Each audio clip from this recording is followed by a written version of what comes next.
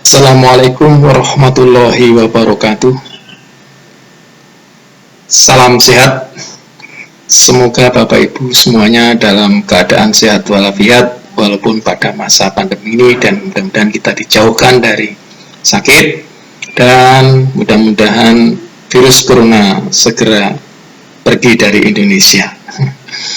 Bapak dan Ibu, kita dalam beberapa hari terakhir pada masuk tahun 2020 kita diperdengarkan atau dihirup-pikukkan dengan istilah Merdeka Belajar. Nah, sebenarnya apa sih Merdeka Belajar itu?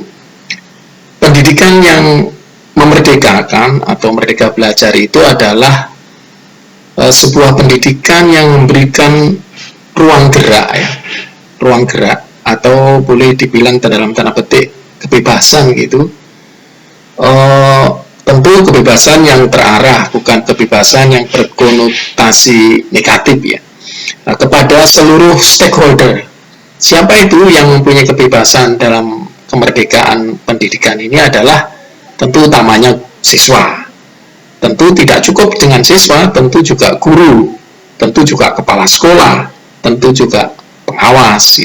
Di dalam rangka untuk mencapai tujuan hakikinya, yaitu pendidikan anak itu sendiri seperti yang diinginkan, sehingga pendidikan ini anak-anak merasa nyaman, kemudian merasa aman, merasa senang dalam mencapai level kedewasaannya tanpa tekanan untuk mengembangkan sesuai dengan minat dan perkembangannya. Penjelasan tentang Merdeka Belajar yang saya uraikan tadi ini bisa dibutiri.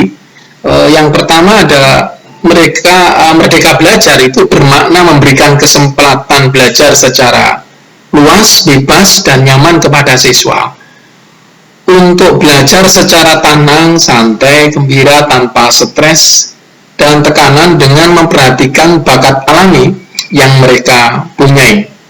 Jadi tanpa memaksa mereka mempelajari atau menguasai suatu bidang pengetahuan di luar hobi dan kemampuannya. Nah, dengan demikian maka siswa dapat tumbuh dan berkembang sesuai dengan potensi dan kemampuannya.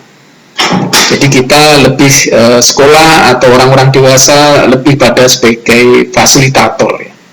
Nah, kemudian yang berikutnya, Merdeka Belajar bisa dimaknai memberikan kesempatan belajar secara bebas dan nyaman tidak hanya kepada siswa, tetapi juga kepada guru, kepada tenaga kependidikan, kepada kepala sekolah, pengawas, untuk belajar dengan tenang, santai, dan gembira, tanpa stres, tanpa tekanan juga, untuk merencanakan, melaksanakan, mengevaluasi, untuk mencapai tujuan belajar anak.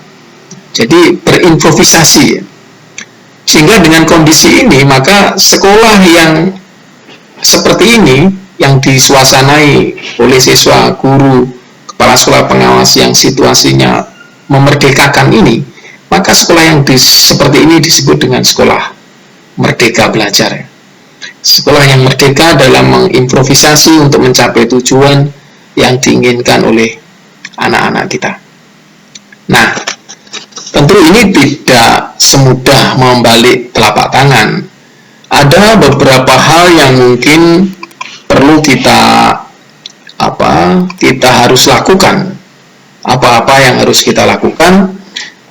Yang pertama, tentu kita harus mengubah mindset karena terjadinya perubahan pendekatan dalam Merdeka Belajar. Walaupun sebenarnya apa-apa yang saya sampaikan, poin 1, 2, 3, 4 yang tadi yang kaitannya dengan guru harus termerdekakan, siswa harus merdeka oleh kemerdekaan guru dalam mendesain pembelajaran, kepala sekolah harus berimprovisasi, dan seterusnya. Tentu ini memerlukan keyakinan, memerlukan keberanian untuk mengubah ini, ya. Karena memang ini tantangannya tidak hanya pada diri kita yang sangat kuat, tantangan yang dalam diri kita, tetapi juga tantangan itu muncul bisa berasal dari kolega kita, lingkungan kita. Maka ini perlu mengubah mindset secara menyeluruh tentang pemahaman Merdeka Belajar. Walaupun poin-poin dalam Merdeka Belajar itu kita sudah tahu, tapi saat mengimplementasikan tentu ini perlu kerjasama, perlu dukungan. Sehingga paling tidak bagi guru pembelajar Merdeka Belajar itu harus mendapat support dari pendamping-pendampingnya.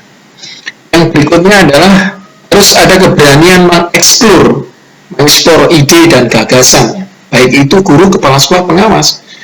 Misalnya guru tidak bisa hanya monoton dengan merencanakan pembelajaran yang terpatri dengan aturan-aturan. Mereka harus mengeksplor bagaimana membuat desain pembelajaran sehingga anak-anak itu merasa belajarannya nyaman, enak, tidak tertekan, mereka itu belajar enjoy, mereka belajar seperti merasakan kebahagiaan. Itu harus mengeksplor bagaimana membuat perencanaan pembelajaran seperti itu.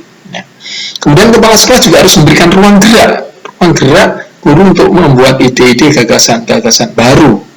Pengawas juga demikian, harusnya juga tidak letterlock dengan textbook, tetapi harus melihat perkembangan-perkembangan yang bisa muncul di luar nalar-nalar textbook itu, harus keluar dari situ.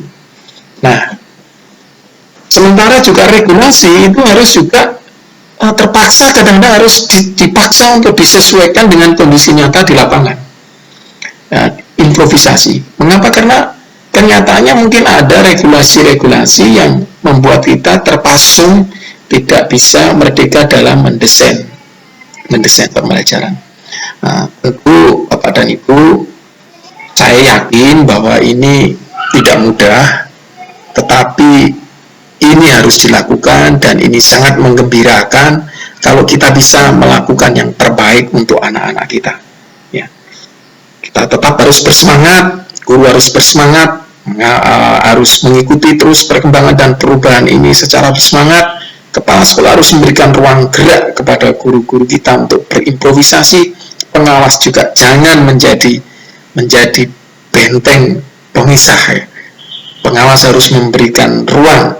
Pengawas harus mendampingi, pengawas harus memberikan motivasi, menjadi katalisator, menjadi fasilitator, menjadi mentor untuk kawan-kawan guru kita bisa berkembang lebih baik.